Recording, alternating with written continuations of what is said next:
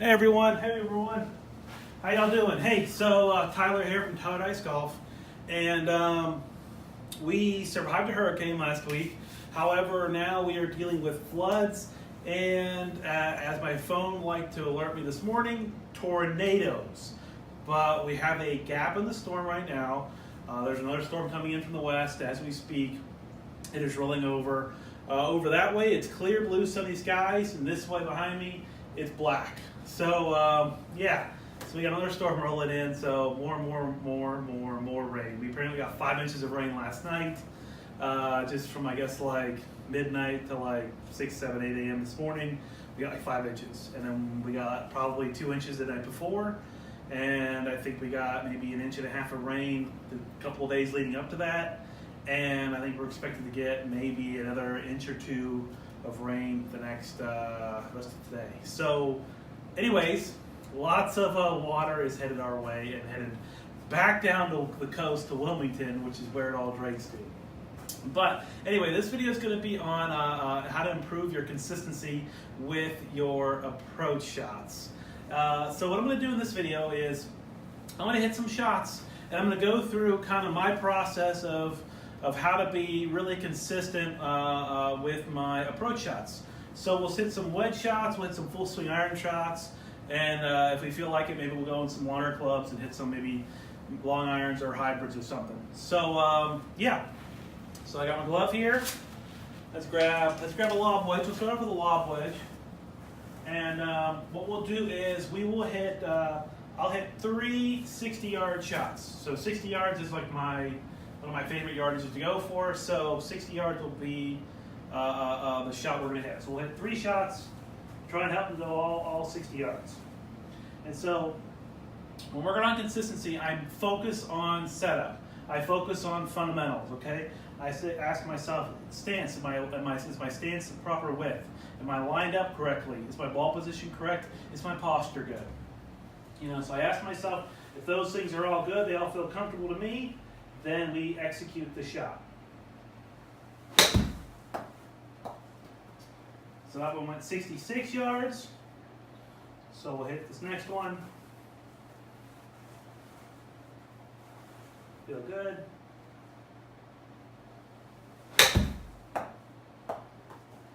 $62.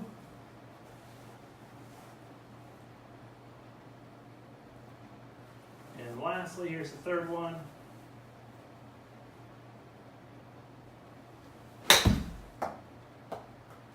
$63. So that gave me an average of what, like 60, 64. So just a few yards long, but 66, 62, and 63. Pretty consistent there with the data. Smash factor was all pretty much right there, all the same. In fact, I think that first one might have been a misread. So the first one's telling me that spin rate was 2,300. And we all know a lob wedge from 60 yards spins a lot more than 2,300 RPMs.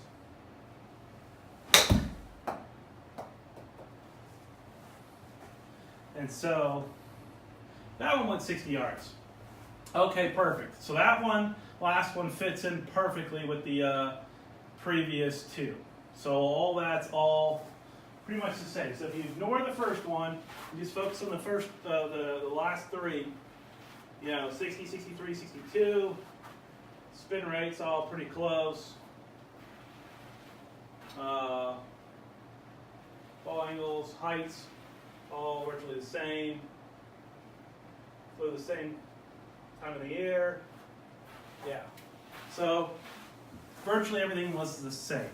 And so again, when working on these scoring shots, these types of approach shots, I focus on setup and fundamentals. Those are the things that I focus on the most, because if those get off just a little bit, you'll start seeing flyers happen. You'll start pulling shots. So we'll switch clubs here. We'll go to a sand wedge, right? And change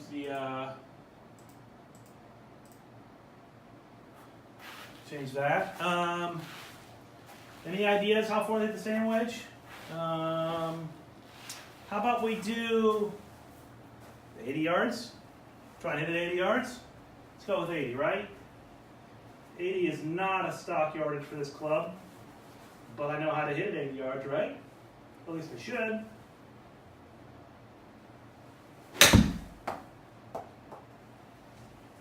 That went way too far.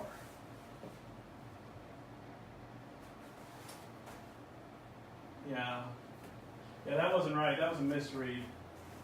3,500 RPMs to spin with a sand wedge? Yeah, I don't think that's right.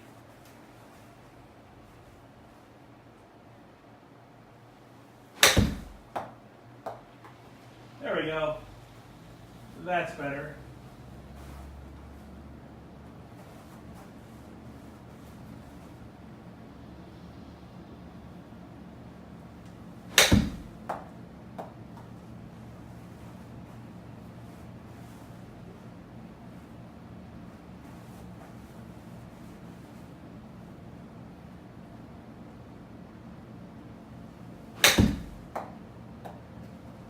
There we go. So that first one we know was a misread. Those next three are going to pop up 83, 85, 83, 85, 79 yards. So if you throw out the first one, the average of those three is what? 82 yards? So that's pretty close. Trying to hit it 80, so they went 82. Spin rates are all pretty good. Yeah, so again, when you're hitting these scoring shots, you want to focus on setup, fundamentals. Those are things that I focus on the most. And so we're going to jump up to a 9-iron. So let's hit some 9-irons.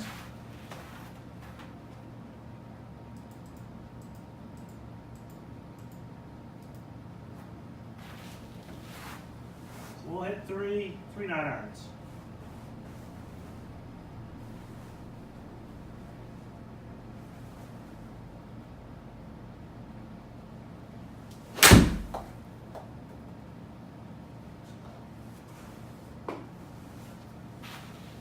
Real tight draw there, that's pretty nice.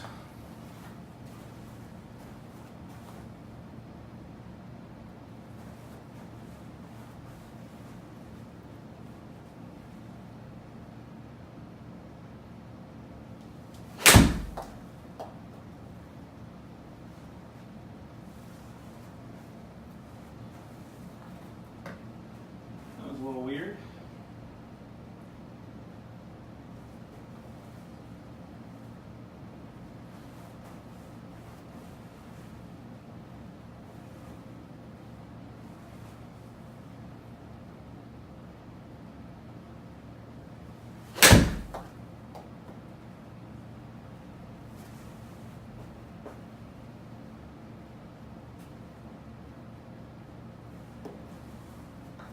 Hit one more. It's one of those. A little confused on that one. You see what you guys see what I'm looking at here? Let's bring the. So if we look at the distance here. See if it focuses. There we go. Right? See the distance? It's weird, right? Ball speed's the same. They all felt really solid. Club head speed's the same. Smash factor's the same. But two of them had astronomical spin numbers. And one had a less spin. And the first one I hit really solid.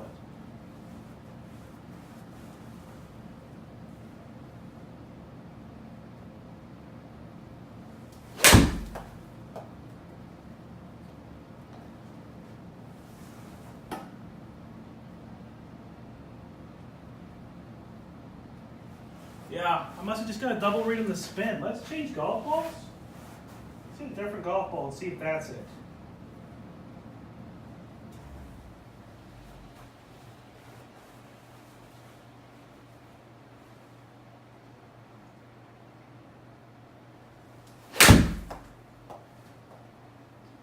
And the pull. Yeah. I think that golf ball might just be reaching the end of its life.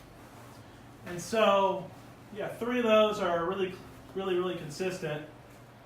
and 2 are not. So I think the golf ball might have just been hitting it too much. So that's easy. That's a simple fix. We just changed golf balls. We got some similar numbers. All good there. And let's switch. Let's go to a 6-iron. Okay.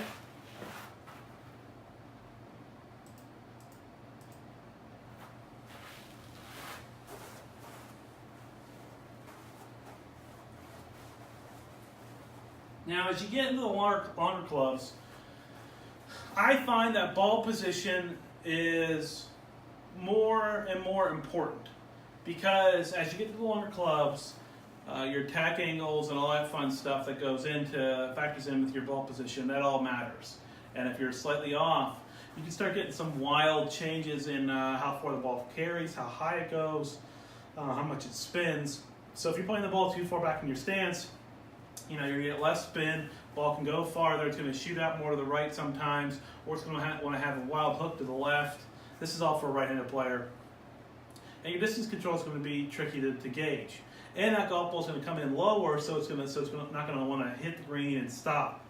And so if your ball position is funky, you're going to get a lot of weird stuff happening. Also, if your ball position is too far up in the back, it's going to go farther. So you got to be mindful of that. I mean, because it's fun to hit the ball a long ways, but the key is being able to hit the golf ball a repeatable distance. Not necessarily being able to pull the club and hit it, as far as you can hit it every time, but to hit it exactly where you want it to go. And there's definitely some mental discipline in there to make that conscious decision once you figure that out. Because most people are always searching for distance. I know a guy. When he was playing a lot of golf, his ball position was always too far back. And I would talk to him about it a little bit. And no matter what I said, it didn't seem to click that ball position being too far back was going to cause problems when pressure was applied to his golfing rounds. And as soon as pressure was applied, score skyrocketed. We took the pressure away, he was able to play with it and hit the ball a long ways. But apply some pressure, it starts cracking right away. So be mindful of your ball position.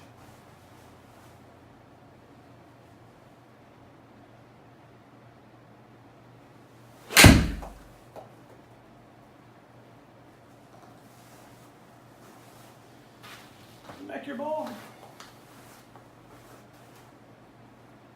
So as we're building, trying to be as consistent as possible, when I have the machine in here, I'm obviously mindful of how fast I'm swinging. Okay, because I don't want to have say one swing be 94 miles an hour, the next one be 98 miles an hour. And I don't want to be hitting say 10 or 15 6-irons and have that swing speed go 94, 94, 94, 94, 95, 95, 95, 96, 96, 96. And as I keep hitting more and more shots, that swing speed keeps going up and up and up. I don't want that. I want it to stay at 94, if that's what it's supposed to be, right?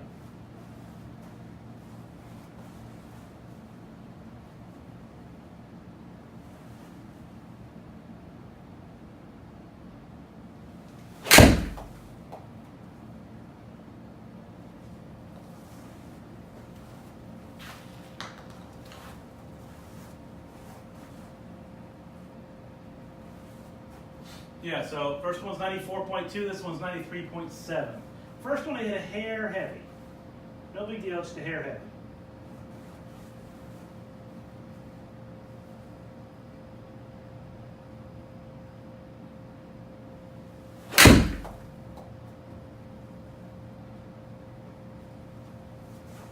Again, a little just a hair heavy, but all those pretty much spot on. So as you can see that first and third one, the numbers up there on the screen, you can see it does a hair heavy.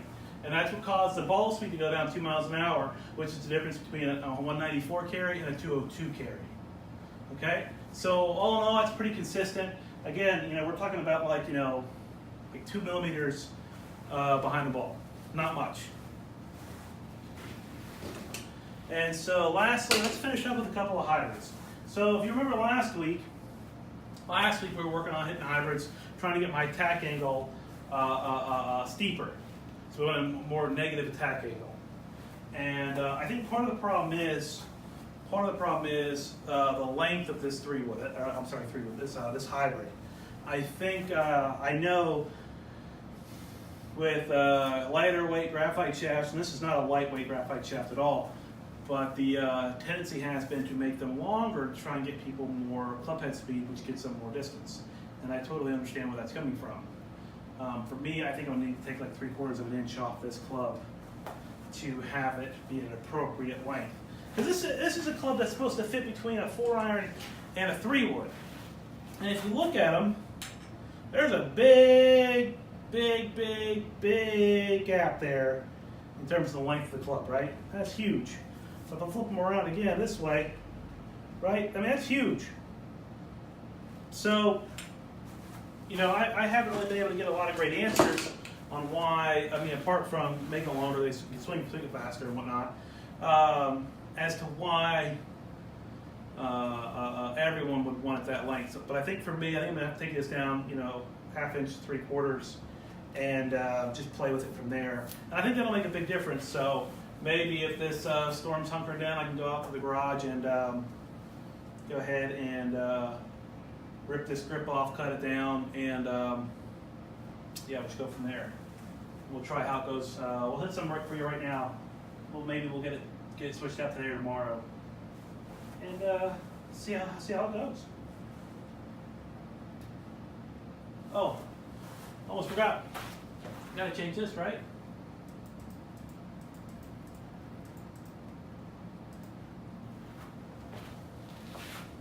Rehydrate.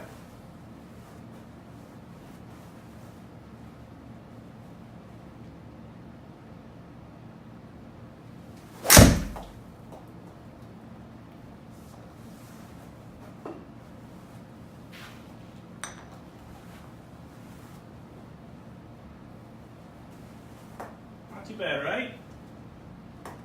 So you think I go plus 0.5. Plus 0.5.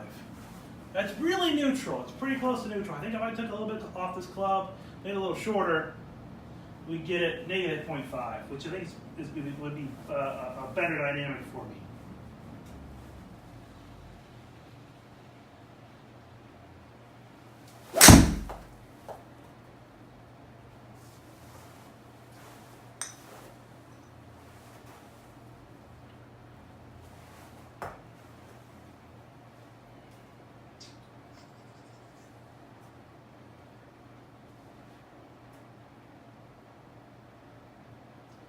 Yeah, see, as you can see, more, you know, hit up on it more, threw off carry number, which is weird.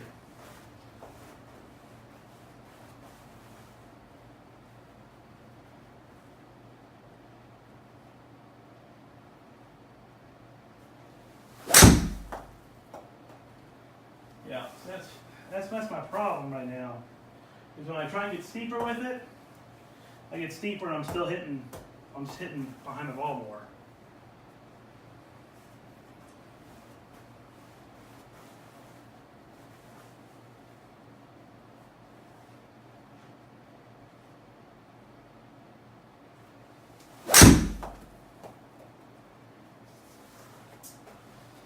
Anyways, the direction's all good.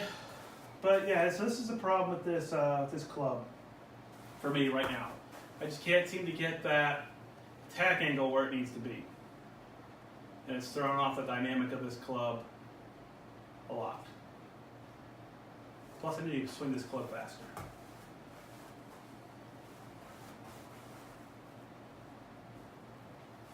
What we'll do is we'll choke down this club a little bit more.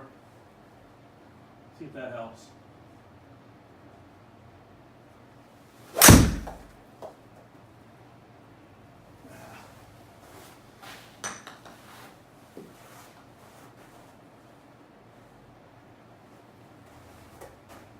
No.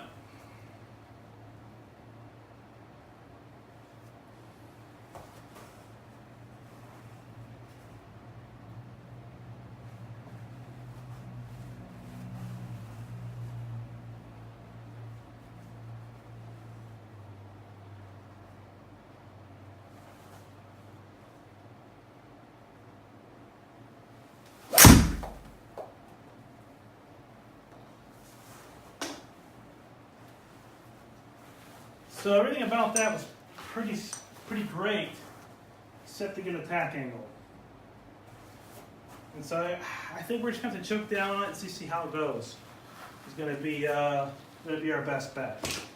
And so I hit those shots, and let's bring this up. You can view all the results.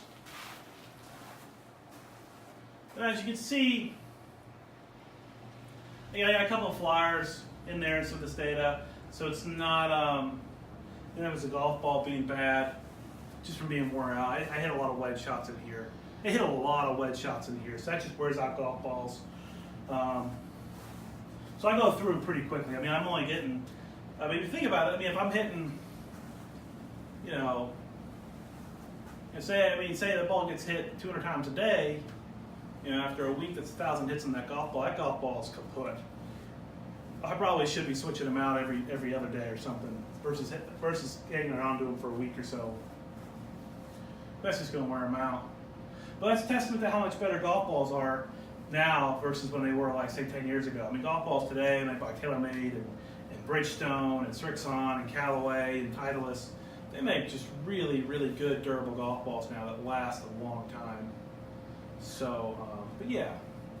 But anyways, main things on being more consistent with your approach shots is you gotta nail the fundamentals, right? You gotta nail the fundamentals. Your stance, your ball position, your alignment, your posture, those are huge. Your grip should always be good, and I don't say that enough, but your grip is really, really important.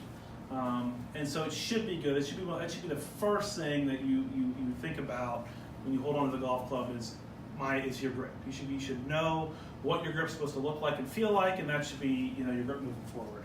But those other things are just incredibly important to improving the consistency of your approach shots. Because if you saw a lot of my shots here,